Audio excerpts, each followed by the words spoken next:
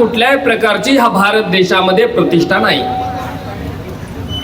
पण बुद्धाचं नाव ज्यांनी ज्यांनी घेतलंय भारत देशाच्या बाहेर आणि आंतरराष्ट्रीय पातळीवरती त्यांना मात्र प्रतिष्ठा आहे.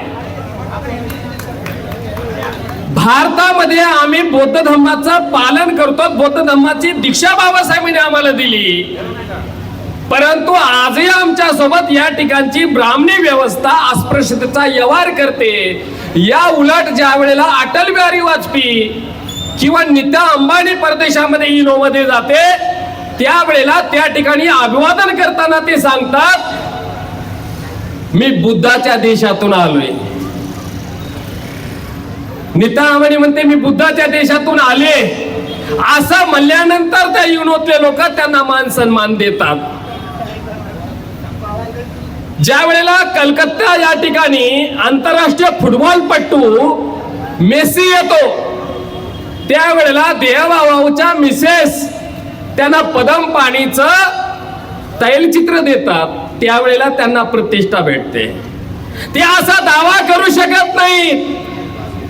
त्यांना म्हणावंच लागणार आहे की आम्ही बुद्धाच्या देशातून आलेले लोक आहोत. ते असं म्हणू शकत नाहीत मी रामाच्या देशातून आले. ते असं म्हणू शकत नाही मी कृष्णाच्या देशातून आले. जगाच्या पाठीवर रामाला आणि कृष्णाला कुठंच ओळख नाही म्हणून त्यांना प्रतिष्ठा सुद्धा आंतरराष्ट्रीय पातळीवरती नाही. म्हणून त्यांना नाहीला जाणं बुद्धाचा आधार घ्यावा लागतो. अशा प्रकारची दुटप्पी भूमिका कशी घेऊ शकतात ते आंतरराष्ट्रीय पातळीवरती भारताची ओळख ते सांगतात बुद्धाच्या देशातून मी आले आणि या उलट ह्या देशातील बुद्धिस्टासोबत अस्पृश्यतेचा व्यवहार केला जातो.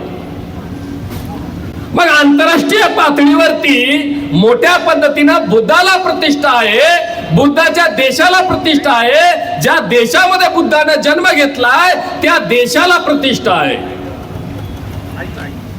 ह्या भारत देशाला आजच्या कालखंडामध्ये कुठल्याही प्रकारची प्रतिष्ठा नाही. परंतु बुद्धाच्या कालखंडातला जो भारत होता त्याला प्रतिष्ठा आहे. इराण आणि अमेरिकेचा संघर्ष सोडवण्यासाठी भारताच्या पीएम ला बोलवलं जात नाही. पाकिस्तानच्या पीएम ला मध्यस्थी करावं लागते. ह्याहून एक अंदाज तुमच्या लक्षात आला असेल. परंतु या भारताचा उल्लेख हिंदी चित्रपट सृष्टीतील गाण्यामध्ये सुद्धा केलेला आहे की हा भारत देशामध्ये हा सोने की चिडी आहे आणि तो आमचा भारत आहे. मग हा जो सोने की चिडिया आहे ज्याला आम्ही म्हणतो सोन्याचा धूर निघत होता. बांधवांनो सोने की चिडिया आणि सोन्याचा धूर का रामायण आणि महाभारताच्या काळामध्ये निघत नव्हता. सिद्धार्थ गौतम बुद्धाच्या कालखंडामध्ये सोन्याचा धूर निघत होता. त्या कालखंडामध्ये सोने की चिडिया म्हणून आमची भारत देशाची ओळख होती. म्हणून परदेशातले लोक प्रवासी लोक भारताकडे मोठ्या पद्धतीने शिक्षण घेण्यासाठी येत होते. ज्या सिद्धार्थ गौतम बुद्धाची आज जयंती आम्ही साजरी करत आहोत त्या सिद्धार्थ गौतम बुद्धांनी जो संन्यास घेतला परिवर्जा घेतली ह्याचा जर बॅकग्राऊंड आम्ही जर थोडक्यात बघितलं तर आमच्या लक्षात येतं सिद्धार्थ गौतम बुद्धाचे वडील राजा नव्हता राजे नव्हते. सिद्धार्थ गौतम बुद्धाचे वडील सम्राट नव्हते. राजा म्हणजे एका राज्याचा प्रमुख राजा असतो. सम्राट म्हणजे त्याच्या अंडरखाली काही प्रांत असतात. तो सम्राट असतो. पण सिद्धार्थ गौतम बुद्धाचे जे वडील होते हे वडील चक्रवर्ती सम्राट होते. चक्रवर्ती सम्राट म्हणजे त्यांचं राज्य काय भारतापुरतं नव्हतं. या भारतीय उपखंडातील खूप मोठा प्रदेश त्यांच्या कंट्रोल मध्ये होता. जसं की आजचं पाकिस्तान मध्ये सिद्धार्थ गौतम बुद्धाच्या वडिलांचं राज्य होतं. त्याचबरोबर भूटान मध्ये त्यांचं राज्य होतं. म्यानमार मध्ये त्यांचं राज्य होतं. अफगाणिस्तान मध्ये त्यांचं राज्य होतं. ग्रीस नावाचा देश आहे ज्याला आपण आज ग्रीक सुद्धा म्हणतो त्या ठिकाणी सुद्धा मोठ्या पद्धतीनं राज्य होतं. ह्याचा अर्थ चक्रवर्ती सम्राटाचा पुत्र म्हणजे सिद्धार्थ गौतम बुद्ध. सिद्धार्थचा असा होतो अर्थ असा होतो शब्दशः ज्याच्या सर्व इच्छा पूर्ण होऊ शकतात त्याला सिद्धार्थ म्हणतात. मग गौतम नाव कुठून आलं ज्या वेळेला जन्म दिला महामायानं सिद्धार्थ गौतम बुद्धाला, त्यानंतर 7व्या दिवशी महामायाचं निधन झालं, महापरिनिर्वाण झालं. आणि त्यानंतर महामायाची जी बहीण आहे गौतमी, ह्या गौतमीनं सांभाळ करण्याचं काम, सिद्धार्थाचा सांभाळ केला. गौतमीनं सांभाळल्याला पुत्र म्हणजे गौतम या अर्थानं आहे. म्हणून सिद्धार्थ गौतम बुद्धाला आणखीन एक नाव दिलं जातं तथागत. तथागत म्हणजे तथ्य म्हणजे बोलणे, तथ्य म्हणजे वदने, बोलणे, आणि गत म्हणजे चालणे. जसा चालतो, जसा बोलतो, त्याच पद्धतीनं चालणारा माणूस जो आहे त्या माणसासाठी विरोधाली वापरलेली आहे तथागत. आणि ह्या सिद्धार्थ गौतम बुद्धाच्या समोर आज ब्राह्मणी व्यवस्था मोठ्या पद्धतीनं चित्र रंगवत आहे की संन्यास का घेतला. संन्यासाचं चित्र सांगितलं जातं की एक कुठंतरी डेड बॉडी आली, प्रेत आलं, आणि प्रेत बघून त्यांचा आत्मा जागृत झाला आणि त्यांना हे दुःख सहन नाही झालं. चूक बांधवांनो, ह्या सर्व गोष्टी चूक आहेत. कुठल्या प्रकारचं प्रेत बघून सिद्धार्थ गौतम बुद्धांनी संन्यास घेतलेला नाही. त्या ठिकाणचे जे महागुरु त्यांचे होते महामायाचे आणि सिद्धार्थ गौतम बुद्धांच्या वडिलांचे, त्यांनी भविष्यवाणी केली होती, हा जो पुत्र आहे हा पुत्राचा खूप मोठा गौरवशाली भविष्य राहणार आहे. आणि कसं भविष्य राहणार आहे, जर ह्या सिद्धार्थ जर हातामध्ये जर तलवार घेतली, हा सिद्धार्थ जगातला सर्वात मोठा क्षत्रिय ठरेल. आणि जर ह्यानं तलवार हातामध्ये नाही घेतली, जगातला सर्वात मोठा संन्यासी ठरेल. आणि दुसऱ्या नंबरची भविष्यवाणी केली ती सत्यामध्ये उतरली कशी. त्या ठिकाणी शाक्य आणि कोलीय दोन वंश होते. शाक्य वंश म्हणजे सिद्धार्थ गौतम बुद्धाच्या वडिलाकडचा वंश, आणि कोलीय म्हणजे महामायाच्या वडिलाकडचा वंश. आणि त्या ठिकाणी त्यांच्यामध्ये कोलीय नदीवरून मोठ्या पद्धतीनं त्या ठिकाणी वाद निर्माण झाला नदीच्या पाण्यावरून.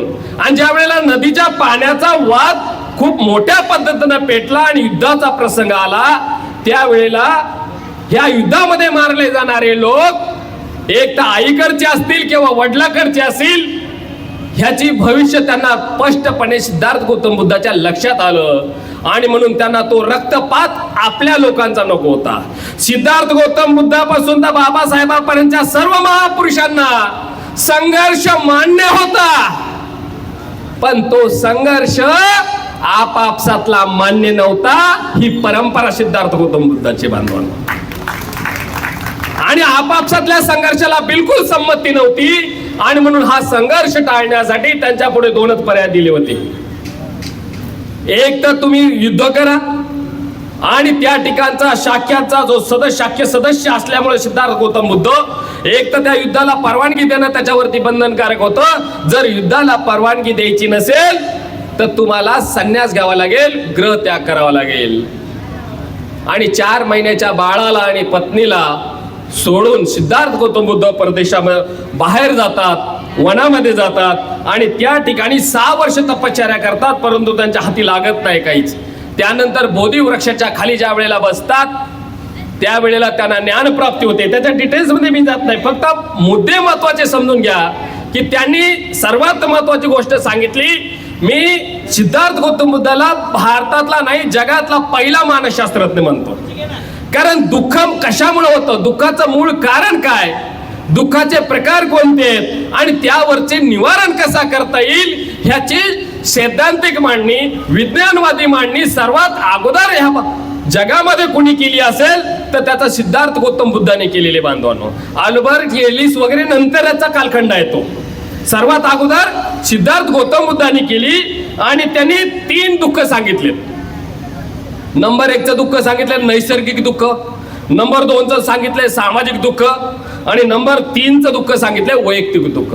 नैसर्गिक दुःख म्हणजे ज्याच्यामध्ये मानवाचा म्हणजे कुठल्या प्रकारच्या नैसर्गिकरित्या आलेली संकट, जसं वादळ वारा असेल, सुनामी असेल, महापूर असेल, ह्यासाठी सिद्धार्थ गौतम बुद्ध म्हणतात हे नैसर्गिक संकट आहे, नैसर्गिक दुःख आहे. मग हे नैसर्गिक दुःखाचं कारण सुद्धा सांगायला विसरत नाही सिद्धार्थ गौतम बुद्ध. ते म्हणतात हे नैसर्गिक जो दुःख आलेला आहे, हे नैसर्गिक दुःखाचं महत्वाचं कारण हे आहे मानवाचा नैसर्गिक संसाधनामध्ये मोठ्या पद्धतीचा हस्तक्षेप किंवा जो समतोल साधायला या ठिकाणी माणूस कमी पडला म्हणून हे दुःख आले. आणि त्याच्यावरचा उपाय सुद्धा हे सांगतात की आम्ही निसर्गामध्ये समतोल साधला पाहिजे. म्हणजे दुःख सांगतात, दुःखाचं कारण सांगतात, त्यावरचे उपाय सांगतात. दुसरं दुःख त्यांनी सांगितलं की सामाजिक दुःख. त्याच्यामध्ये सामाजिक दुःखामध्ये एक महत्वाची थेरी सांगितलेली आणि ही थेरीची आजही आम्हाला गरज आहे. थेरी अशा पद्धतीने सांगितली, हे दुःख कशामुळे होतं? ज्या वेळेला अल्पसंख्य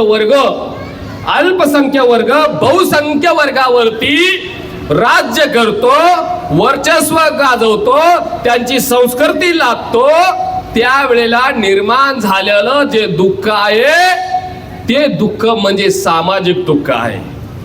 आणि मग त्याबद्दल सुद्धा ते दुःखाचं कारण सांगत असतात की आमच्यामध्ये जागृतीचा मोठ्या पद्धतीने अभाव आहे, प्रबोधनाचा अभाव आहे आणि त्याच्यावरचा उपाय एक आहे की आम्ही जागृती केली पाहिजे. म्हणून सिद्धार्थ गौतम बुद्धांनी जो नारा दिला ते नारा बहुजन हिताय बहुजन सुखायचा आहे. उत्तर प्रदेशमध्ये नंतरच्या कांशीराम साहेबांची चळवळ चालणाऱ्या लोकांनी त्याच्यामध्ये छेडछाड केली. बाबासाहेबांनी सांगितले बहुजन हिताय बहुजन सुखाय. मी लहानपणी ज्या एसटी महामंडळामध्ये प्रवास करत होतो त्या एसटी महामंडळामध्ये सुद्धा बहुजन हिताय बहुजन सुखाय लिहिलं जात होतं. पण त्यांनी नारा दिला सर्वजन हिताय सर्वजन सुखाय. सिद्धार्थ गौतम बुद्धापेक्षा बाबासाहेबांपेक्षा महान लोक आज आम्हाला लाभलेले आहेत. तिसरं दुःखाचं कारण त्यांनी सांगितलेलं आहे वैयक्तिक दुःख. वैयक्तिक दुःख म्हणजे वैयक्तिक तुमचं खानपान, वैयक्तिक तुमचं व्यसन, तुमचा कुठल्या प्रकारचं व्यसन असेल, मटका असेल किंवा तुमचं नशिली पदार्थ असेल, दारू असेल, ह्या पदार्थाच्या सेवनामुळं ज्या वेळेला तुम्हाला आजार होतो, तुम्हाला त्रास होतो, दुःख होतं, हे वैयक्तिक दुःखामध्ये आहे. आणि त्याच्यावरचा उपाय म्हणून त्यांनी पंचशील सांगितलेले बांधवांनो. आणि पंचशील काय हे तुम्हाला सांगण्याची गरज नाही. तात्कालीन परिस्थितीमध्ये मी उल्लेख केल्याप्रमाणे आशिया खंडामध्ये मोठ्या पद्धतीने सिद्धार्थ गौतम बुद्धाचं राज्य होतं. मग सिद्धार्थ गौतम बुद्धांचं कालखंडामध्ये ट्रेनची व्यवस्था नव्हती, विमान नव्हतं, बाईक नव्हती. आणि अशा परिस्थितीमध्ये कुठल्याही प्रकारची दळणवळणाची साधनं उपलब्ध नसताना सिद्धार्थ गौतम बुद्धाचा धम्म बाहेरच्या 28 देशामध्ये गेला कसा? त्याचं उत्तर एका शब्दामध्ये देता येईल, सातत्यानं त्यांनी चालत राहिले. आणि चालत असताना ज्या ठिकाणी त्यांनी उपदेश दिला त्या ठिकाणी त्यांनी अन्नाचं सेवन सुद्धा केलं नाही बांधवांनो. आणि म्हणून चरक भिक्कावे चारितम प्रमाणे त्यांनी हा प्रचार प्रसार सातत्याने केला. एवढंच नाही तर 133 चीनी प्रवासी भारतामध्ये आले आणि त्यांनी इथले मूळचे ग्रंथ बाहेर नेऊन ते चीनी भाषेमध्ये ट्रान्सलेट केले. जपान सारख्या देशामध्ये, श्रीलंकेसारख्या देशामध्ये सम्राट अशोकाने इथून बौद्ध भिक्खू मोठ्या पद्धतीने पाठवले. आणि त्याचा परिणाम म्हणून जगाच्या पाठीवरती सर्वात प्रभावशाली देश म्हणून, म्हणजे प्रभावशाली धर्म म्हणून बौद्ध धर्माची आंतरराष्ट्रीय स्तरावरती ओळख झालेली बांधवांनो. एक गोष्ट आम्ही लक्षात घेतली पाहिजे, एवढा मोठा गौरवशाली इतिहास असणारा हा भारत देश, ह्या भारत देशाला सोबत आज बुद्धिस्ट विचारधारेसोबत, बुद्धासोबत अस्पृश्याची वागणूक का केली जाते ह्याचं आत्मचिंतन करण्याच्या दृष्टिकोनातून मला असं वाटतं की आज ही जी बुद्ध पौर्णिमेचा पुणे शहरातील प्रेमनगर या ठिकाणी होणारा कार्यक्रम अतिशय महत्वाचा आहे. आणि याचं उत्तर देऊन मी थांबणार आहे. मग एवढी अधोगती का झाली? एवढ्या हायटेक पद्धतीने सिद्धार्थ गौतम बुद्धानं जे तत्वज्ञान आंतरराष्ट्रीय पातळीवरती प्रस्थापित केलं त्याचा परिणाम असा झाला, भारतामध्ये केलेल्या सामाजिक आणि धार्मिक क्रांतीच्या पार्श्वभूमीवरती भारतामध्ये सम्राट अशोकानं राजकीय क्रांती घडवून आणली. राजकीय क्रांतीचा परिणाम असा झाला, 16 महाजन पद जन्माला आली, 16 सेंटर उभा राहिले, पॉलिटिकल पॉवरचे 16 सेंटर उभा राहिले. या 16 महाजनपदापैकी मला या ठिकाणी सांगण्यास आनंद होतोय, या 16 महाजनपदापैकी 8 महाजनपद मांगकुलीन राजांचे होते. याचा अर्थ आम्ही आज या ठिकाणी बसलेले लोक मूळचे ह्या देशातील राज्यकर्ते लोक आहोत. आणि चीन मध्ये सुद्धा प्रसार करत असताना भंते कश्यप हा मांगकुलीन जो बुद्ध भिक्खू होता, ह्या बौद्ध भिक्खूंनी भारतातला बुद्धिझमचा फिलॉसॉफी हा चीनी भाषेमध्ये ट्रान्सलेट करण्याचं काम केलेलं आहे. म्हणजे सिद्धार्थ गौतम बुद्धाच्या कालखंडामध्ये कुठल्या प्रकारची जाती व्यवस्थेला थारा नव्हता. नंतरच्या कालखंडामध्ये कलिंगच्या युद्धामधला रक्तपात पाहून सम्राट अशोकाचं मन परिवर्तन झालं आणि ते बुद्धाला शरण गेला. जसा राजा बुद्धाला शरण गेला तसा अंगुलीमाल नावाचा डाकू सुद्धा सिद्धार्थ गौतम बुद्धाला शरण गेला. त्याचबरोबर वेश्या असणाऱ्या स्त्रिया सुद्धा सिद्धार्थ गौतम बुद्धाला शरण गेल्या. म्हणजे वेश्या असो की डाकू असो की राजा असो, सिद्धार्थ गौतम बुद्धाच्या धम्माला त्या पूर्णतः शरण गेल्यात. म्हणजे ही समतेची वागणूक धम्मानं त्या सर्व लोकांना दिली. त्या प्रभावात येऊन मोठ्या पद्धतीनं बौद्ध धम्माचा प्रचार प्रसार झाला. नंतरच्या कालखंडामध्ये पुष्पपुत्र शुंग जो राजा ब्रदत्तचा सेनापती होता, ह्या ब्रदत्तनं पुष्पपुत्र शुंगानं ब्रदत्तची हत्या करण्यात आली. प्रतिक्रांती कुठं झाली हे सगळे उल्लेख बाबासाहेबांच्या क्रांती आणि प्रतिक्रांती या पुस्तकामध्ये आहेत बांधवांनो. त्याच्या डिटेल्स मध्ये मला जायचं नाही. ब्रदत्तची हत्या केल्यानंतर त्या ठिकाणी जे धम्म प्रचार करणारे बौद्ध भिक्खू होते, ह्या बौद्ध भिक्खूचा कत्लेआम करण्याचा आदेश पुष्पपुत्र शुंगाने केला. त्या पद्धतीचा आदेश दिला आणि बौद्ध भिक्खूंचा कत्लेआम व्हायला लागला. एका बौद्ध भिक्खूच्या डोक्यावरती 100 सोन्याच्या मोहरा एवढं बक्षीस त्या ठिकाणी डिक्लेअर करण्यात आलं. आणि नंतरच्या कालखंडामध्ये मोठ्या पद्धतीनं हे तत्वज्ञान टिकवण्याचं मोठं आव्हान बौद्ध भिक्खू संघाच्या समोर होतं. आणि म्हणून त्यांनी त्या ठिकाणी स्वतःचा पेहराव बदलायला सुरुवात केली. बौद्ध भिक्खू मुंडन करतात, नंतरच्या बौद्ध भिक्खूंनी केस वाढवायला सुरुवात केली. बौद्ध भिक्खू गळ्यात माळा घालत नाही, त्यांनी माळा घालायला सुरुवात केली. त्यानंतर अंगावरती भगवं वस्त्र घालतात, त्या भगव्या वस्त्राची जागा लाल वस्त्राने घेतली. तो पंथ नंतर नवनाथ पंथ त्या ठिकाणी निर्माण झाला. आणि त्या ठिकाणी बहुजनांची आणि मूळ भारतीय लोकांची जी एकात्मता होती पहिल्यांदा तुटली. ज्याच्या त्याच्या सोयीनुसार त्यांनी बुद्धिझम फॉलो करण्याचा प्रयत्न केला. आज जर जैनिझम जर बघितला त्यामध्ये बुद्धिझमची तत्व तुम्हाला पाहायला मिळतात. तुम्ही सिखिझम बघितला त्याच्यामध्ये बुद्धिझम पाहायला मिळतो. तुम्ही त्याचबरोबर नामदेव महाराजांचं साहित्य बघा, तुकारामाचे अभंग बघा, महानुभव पंथ बघा, नवनाथ पंथ बघा, आदिवासी बघा, ह्या सर्व लोकांमध्ये पंचशील मोठ्या पद्धतीनं त्या ठिकाणी आम्हाला पाहायला मिळतं. म्हणजे या देशातली आम्ही एकत्र असणारी माणसं ही वज्रमुठ असणारी तोडण्याचं काम पुष्पपुत्र शुंगाने केलं, प्रतिक्रांतीच्या माध्यमातून केलं. आणि ह्यातून आम्हाला सावरण्याचं काम संत संप्रदायाने केलं, आमच्या शाहू फुले अण्णाभाऊ लव यांनी केलं. आणि ह्याचाच एक परिपाक म्हणून सिद्धार्थ गौतम बुद्धानं केलेल्या धार्मिक क्रांतीच्या पार्श्वभूमीवरती संत तुकारामांनी भारतामध्ये महाराष्ट्रामध्ये विशेषतः सामाजिक क्रांती केली. आणि ह्या सामाजिक क्रांतीच्या पार्श्वभूमीवरती छत्रपती शिवाजी महाराजांचं राज्य ह्या महाराष्ट्रामध्ये उदयाला आलं बांधवांनो. आणि ह्या सिद्धार्थ गौतम बुद्धाच्या प्रभावातून निर्माण झालेले जे अभंग आहेत आणि त्यातून झालेली सामाजिक क्रांती, त्यातून शिवाजी महाराजांनी केलेली राजकीय क्रांती, या राजकीय क्रांतीच्या आधारे छत्रपती शिवाजी महाराजांनी मनुस्मृतीला पहिल्यांदा छेद दिला बांधवांनो. 18 पगड जातींना सोबत घेऊन हातामध्ये शस्त्र घेऊन स्वराज्य निर्माण केलं. एवढंच नाही तर महात्मा फुले सोबत असणारे लवजी साळवेचे जे आजोबा ते पण लवजी साळवेत. ह्या लवजी साळवेला पुरंदर किल्ल्याचा किल्लेदार बनवलं, हातामध्ये तलवार दिली, संपत्ती सुद्धा दिली. आणि म्हणून संभाजी महाराजांच्या हत्येचा बदला घेण्यासाठी महारमान त्या ठिकाणी सुद्धा एकत्र आले. बहुजन समाजातला मोठा वर्ग त्या ठिकाणी सुद्धा एकत्र आलेला आम्हाला दिसून येतो. बाबासाहेबांनी सुद्धा ह्या सर्व वर्गाला एकत्र करण्यासाठी जवळपास 13 मातांग परिषदा घेतल्या. ह्या 13 मातांग परिषदापैकी 11 मातांग परिषदा आहेत, एक इलाका परिषद आहे आणि एक मांग महार परिषद आहे.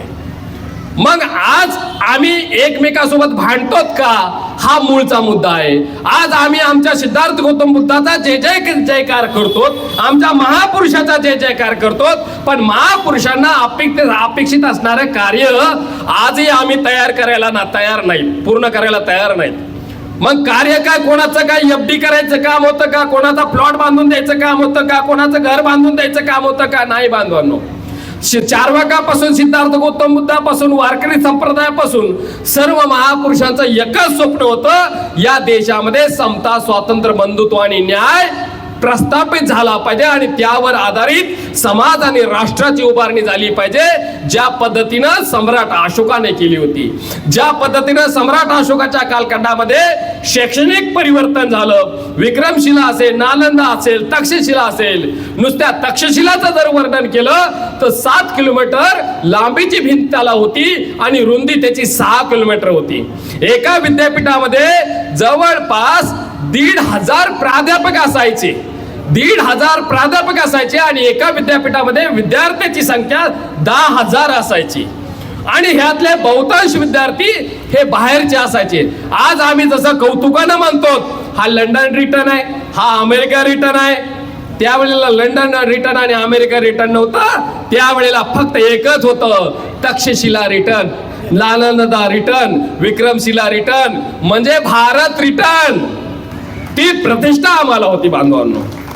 ती प्रतिष्ठा नेस्तनाबूत करण्याचं काम या ठिकाणच्या प्रतिक्रांतीने केलं आणि आम्ही आमच्या महापुरुषांनी केलेल्या जनआंदोलनातून आम्हाला 3 अधिकार मिळाले बांधवांनो.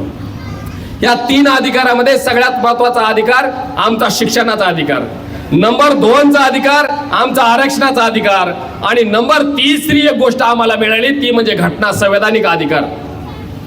म्हणजे शिक्षण, आरक्षण आणि घटना ह्या 3 गोष्टी आम्हाला दिल्या. पण जे शिक्षण आज आम्हाला दिलं हे शिक्षण सुद्धा कुठल्याही प्रकारच्या ज्या शिक्षणामध्ये मेरिट नाही त्या पद्धतीचं शिक्षण देण्याचं काम चालू आहे.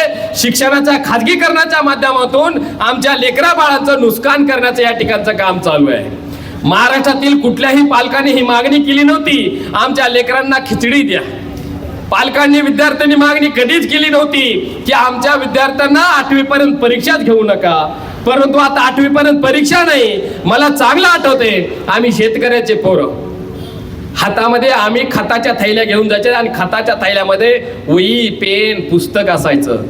पण आजच्या लेकरांच्या दप्तरामध्ये वही, पेन, पुस्तकाची जागा ताट असेल, चमचा असेल, वाटी असेल, ग्लास असेल ह्यांनी घेतलेली आहे. जो स्वाभिमानी समाज होता हा स्वाभिमानी समाजाचा कणा मोडण्याचं काम चालू आहे.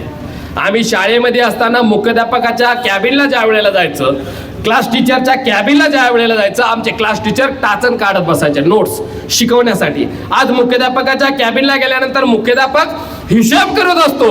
आज खिचडीसाठी तेल किती लागलं, शेंगदाणे किती लागले, तांदूळ किती लागले. मग ह्या सगळ्या व्यस्त शेड्यूल मधून त्यांना शिकवण्यासाठी वेळ नसतो. मग त्या ठिकाणी जी मोलकरीण बाई असते, अंगणवाडी ताई असती, तिला सांगितलं अरे 4थीचा वर्ग सांभाळ बरं. मग 4थीची ती अंगणवाडी ताई 4थीचा वर्ग सांभाळते आणि ते सांभाळता सांगता आमच्या लेकरांना शिकवते अ अद्रकीचं, ब बटाट्याचं, क कांद्याचं. ही अवस्था बांधवणे ही ह्या पद्धतीनं झालेली आहे. आणि आज एका मोठ्या पद्धतीनं शिक्षणाचं पूर्णतः खाजगीकरण करून आम्हाला जे महापुरुषांना शिक्षण दिलंय ह्याचा सत्यानाश करण्याचं काम या ठिकाणची ब्राह्मणी व्यवस्था करत आहे. जे आरक्षण महत् प्रयासानं आम्हाला दिलेलं आहे, महात्मा फुलेच्या संकल्पनेतून हे आरक्षण आलंय. हंटर कमिशनला च्या समोर राणी व्हिक्टोरियाला लिहिलेल्या पत्रातून आम्हाला आरक्षणाची संकल्पना निर्माण झाली. ती आरक्षणाची संकल्पना पहिल्यांदा मर्यादित स्वरूपात का होईना छत्रपती शाहू महाराजांनी त्यांच्या कोल्हापूर संस्थानामध्ये त्याचा अंमल केला. 1802 मध्ये 50% ठिकाणी आम्हाला आरक्षण दिलं. आणि हे आरक्षण देत असताना बाबासाहेबाला ह्याला संवैधानिक स्वरूप दिलं. काळाराम मंदिराचा सत्याग्रह असेल, सायमन कमिशनच्या समोरची साक्ष असेल, चौदार तळ्याचा सत्याग्रह असेल, ह्यातून अस्पृश्य म्हणून आमची एक वेगळी ओळख, एक स्वतंत्र राष्ट्रीय घटक या नात्यानं आम्हाला स्वतंत्रपणे गोलमेज परिषदेमध्ये ओळख देण्याचं काम डॉक्टर बाबासाहेब आंबेडकरांनी केलं आणि त्या ठिकाणी मिस्टर गांधीजींनी मोठ्या पद्धतीनं विरोध करण्याचं काम केलेलं आहे. गांधी आणि काँग्रेसनं अस्पृश्यासाठी काय केलंय हे पुस्तक जरी तुम्ही वाचलं तरी तुमच्या लक्षात येईल की काँग्रेस आणि गांधीजीचं आमच्या अधोगतीमध्ये काय योगदान आहे बांधवांनो. आणि बाबासाहेबांच्या ह्या संवैधानिक लढाईमध्ये मोठ्या